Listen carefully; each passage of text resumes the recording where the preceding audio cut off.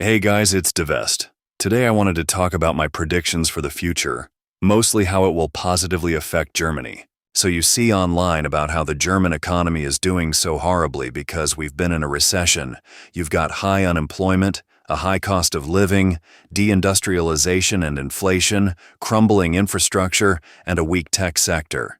Compared to America, you have all of these problems except for the tech sector, which is working to mask the problems in America by pumping up the GDP to keep the United States out of a recession while still harming everyone's quality of life.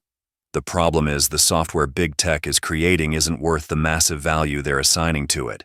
In fact, AI is generally making things worse. Europe has avoided the scourge of tech because it's very power-hungry, and since the price of electricity is so high in Germany, no one is running data centers to train AI here. All of our energy is going towards consumption and industrial goods that have actual value. The big focus on the doom and gloom around German industrialization is low demand for German cars. It's true that German Volkswagen workers aren't competitive with cheaper labor in Eastern Europe. But even if the economy car segment is weak, the German luxury segment is huge. German marques account for half of all luxury cars produced. That's a larger market share than the United States has on weapons sales, and cars, especially electric vehicles, are shifting towards a higher segment. German cars are resilient for other factors too. They have strong names making them attractive to people who can afford them in a way that a luxury car from Asia can't match. Whenever I talk to a car guy about my Genesis, they either confuse it with a Chrysler because they saw the shape of the badge without paying attention, or they notice it's a tricked-out Hyundai. Unless they're a hater, no one is going to say the same thing about a German car. The biggest emerging luxury car brand was Tesla, but Elon Musk somehow managed to run their automotive division worse than Twitter. German cars also can't be tariffed because they're already produced in China and America. Even if certain models could be, it won't change the fact that as luxuries, people are willing to pay extra for them anyways. My biggest concern about tariffs on cars would be on imports to the European Union that could artificially inflate the cost of economy-class electric cars from China, which would mostly benefit lower-income people. Other examples of the German industrial woes are things like the chemical and steel industry falling out like they already did decades ago in every other advanced economy. But the real industrial strength of Germany doesn't come from giant corporations pumping out fungible goods. The real industrial strength of Germany comes from the Mittelstand, which are small companies that hold a monopoly on some sort of niche that no one realizes that everyone needs. Even if you're not getting chemicals from Germany, you'll end up having to buy the industrial goods on the supply chain of those chemicals from Germany, and there are thousands of companies in Germany set up like that. With an effective monopoly on thousands of industries, the Mittelstand are able to turn outrageous profits by setting their own prices that companies are willing to stomach as the linchpin to their own business. Since they couldn't make it cheaper on their own, if a chemical factory in Germany shuts down because of new, cheaper operating factories in China, then that means industrial goods from Germany are being sold to China, and then China is exporting chemicals to Germany for cheaper than what they could make domestically because they lack the tradition and educated workforce needed for it. In order for German industry to take a real hit, you would have to have a global trend towards deindustrialization. Another sector of the economy in Germany that is getting a boost is the defense industry. Ukraine has killed the Russian arms industry since they are both unable to meet export demand, and they have revealed just how bad their equipment is.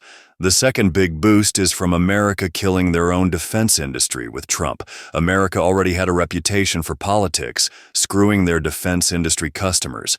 But there's a big difference between kicking Turkey out of the F-35 program and trying to rob Ukraine in their hour of need. Not only will this surge defense spending inside of Europe itself, but Europeans are more than willing to sell weapons to anyone who is buying. The German defense industry itself has an advantage in economy of scale compared to other European nations. The second big advantage is the social organization and labor in Germany. Germany has a lower GDP per capita than the United States, but when you account for the hours worked, it's actually very similar.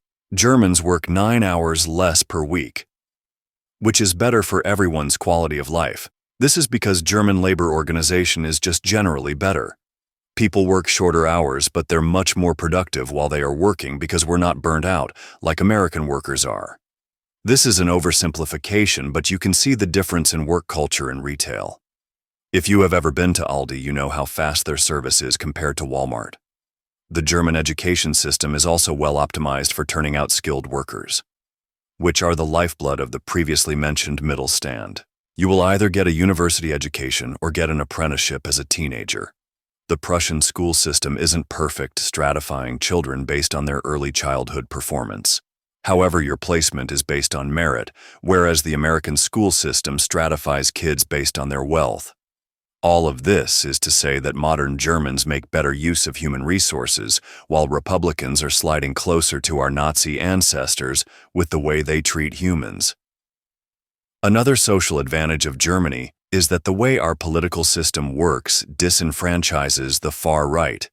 All right-wingers are parasites leeching off of the good work of left-wingers, but the Republican Party got Trump because he is the most charismatic Republican candidate.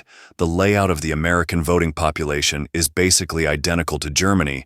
MAGA Republicans cover about 1/3 of Republican voters and 15% of the total voting population, while the other 2/3 enable Trump because they prefer him over Democrats. Then you have a few million people who swing either way based on what the general mood is about the economy. Since Germany is split between numerous political parties that more accurately represent different political opinions, the more moderate right-wingers don't have to vote for the IFD, because the only alternative is a left-wing party. They are instead able to vote for the CDU. So even though we have to suffer through right-wing stupidity, it will be much more subdued compared to what Americans have to deal with Trump at the helm. A third important development with Trump is that his foreign policy is consolidating power under the European Union as an umbrella for NATO members. Germany is the beating heart of the European Union since we cover 24% of the GDP, equivalent to California and Texas combined as the total of the United States GDP. If you can't trust America and Russia, then the only major power left to turn to is Europe. Germany has chronically slashed public expenditures for decades, where other countries have been receiving a lot more powerful central investment from the government into supporting the economy. This means that Germany has a larger margin compared to other G7 countries, where they can literally limit break and conjure up more capital to fix things like infrastructure and unemployment, where other countries are doing as well or worse on the topics despite spending more of their resources on them already, because they wasted their money. Finally, Germany will have another advantage going forward in energy. Sure, the price of energy in Germany is high, but the actual cost is low due to the rollout of renewables. Plus, Trump's policy of driving down the price of oil and natural gas and trying to hamper the green transition is bad for Americans, but great for Europe, because it drives down the general cost of fuel and everything else with it in Europe. He's subsidizing European fuel consumption by increasing the supply on the market without increased demand. Since Germany doesn't have access to cheap domestic fossil fuels, but does have a large renewable energy industry, regardless of who gets in power, the incentive is to support renewable energy along with the rest of Europe.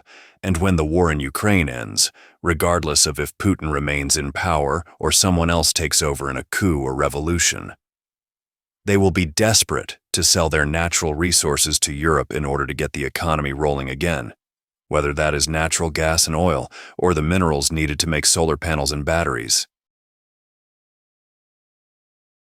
Thanks for listening. Let me know if you disagree with me in the comments so that I can mock you for my own entertainment. Until next time, this has been Divest.